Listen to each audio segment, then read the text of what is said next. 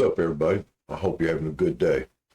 Got a couple things I want to talk about, but I'm going to go ahead and go into it right here. With one thing is, in 2016 and 2020, 24, people voted for Trump, even though whether or not their vote counted or not, but they got what they wanted. They got Trump.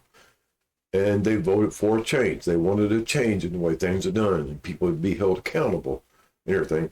And we're seeing the rollout of this with the Epstein fiasco, what are you going to call it, distraction, what are you going to call it, that whole thing drawn out for all these years.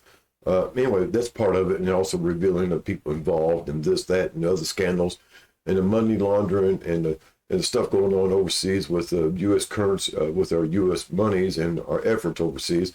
A lot of disclosures coming forth, of course. We're looking for disclosure. That's what we all ask for.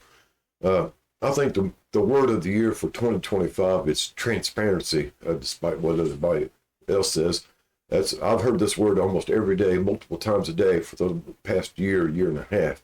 So the word of the 2025 is transparency, even though it's not real. But the thing is, guys, a lot of people wanted the change. And we got the change. Now people are upset about the change. And really, this is really blatantly into people's faces that they're sitting there complaining about what this one does or Trump or whatever does. But we asked him to make changes, and now we're complaining about it.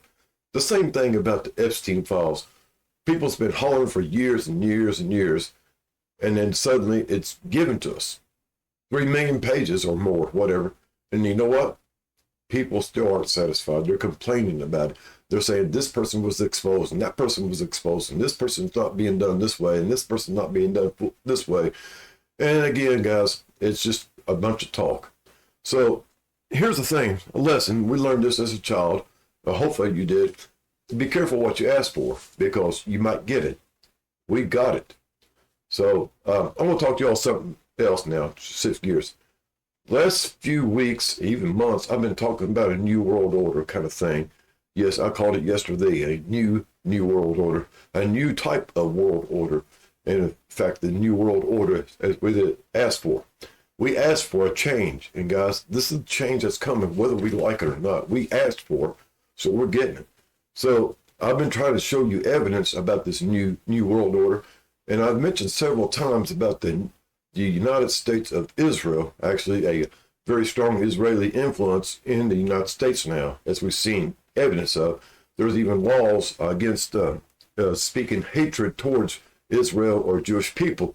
There's even been laws passed that declares Israel a different race than everybody else, okay? So yeah, this is really getting far-fetched and everything. As we can see, though, there's alignments going towards this being the United States of Israel. There's rumors of Israel, Jerusalem actually being in the Grand Canyon or in the area. So that's a whole nother story and everything like that. But guys, I want you all to be aware that this has happened. And I might have mentioned, I don't know if I did or not, but Larry Fink, the big CEO, and his board of directors, most of them are Jewish, okay? And they talked to Netanyahu quite a bit. In fact, today, Netanyahu's having a secret meeting with Trump. I don't know what they have to talk about in person, but, it seems like anything they need to talk about, they could have been done by the phone. But anyway, I'm going to present y'all some evidence more pointing towards this new world order. So hopefully you stick with me here and understand what I'm trying to say. So anyway, here we go. This morning, I caught a news story and everything. It was on Haystack News. It's actually from Bloomberg News. And I pay attention a little bit to finance news because it's kind of important. So anyway, this morning, the EU, some kind of EU director and everything like that, was on the Bloomberg, and he says, well, you can see it right there. I'm not so pessimistic as Matt Carney has been, and I don't say that the rule-based order, the old world order, is died or has died, and we need a new one, a new world order. And of course, is under threat, but I think we are strong enough to protect the old world order. Again, guys, I want to stop right here for just a moment. And yesterday I talked about the old world order, which belonged to the people of the Rothschild dynasty and European dynasty of the queens and stuff like that in Germany and Australia and other places like that. The European dynasty, which ruled the world, was primarily led by the Catholic Church, of course. And we always heard that. I told you yesterday that BlackRock has wiggled its way into controlling the Catholic Church and pointing them in a new direction, okay, a Jewish direction. And you can see it now, guys, coming across here. I'm pointing this out to you every day, trying to get you on board with this. Because we don't have a real alternative to the old world order.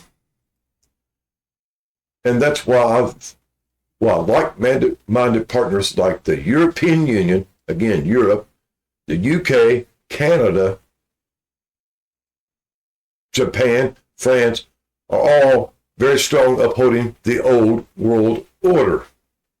Right in front of our faces, guys, they're telling us about this change that's coming on, and nobody's liking it, but we asked for it. Worldwide, people ask for this change that's coming, that's happening.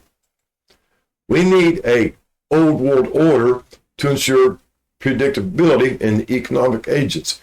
Again, if you limit their choices, you can predict the outcome, even here in economics, guys. And we need to provide certainty. And the best way to provide certainty is to protect these international-based old world order rules in trade, as well as other monetary markets. And as you can see, guys, this is blatantly right in our face what they're telling us, that the old world order, the European-based old world order, the Catholic Church-based new world orders, is being replaced by a new digital world order, a technocracy world order, and guess who's behind it all? Well, that's the Jewish state of Israel. And we've seen connections between the Jewish state of Israel, the state of Israel, and Turning Point USA. So, and we know the influence of Jerusalem or Israel on Donald Trump. So we have a new world order. It's in place. You want to call it the age of Aquarius, the age of enlightenment and awareness, transparency, if you will. And, well, whatever you want to call it, guys, it's in our face and it's happening. And beat all, there's not a damn thing you can do about it. So I'm not being pessimistic, as a lot of people have said. I'm being a fatalistic person, but I'm a realist. I'm facing the truth, which is a lot of things that a lot of other people refuse to do. So face the facts, guys. It's happening. It's coming. The new world order is now. Y'all have a groovy day. And as always, reach out and do something nice for somebody. It's always a good thing. It's good for you and good for everybody else. Y'all have a groovy day. Later, taters. Attention passengers, we've now reached our destination. We hope you enjoyed the flight and have a nice day.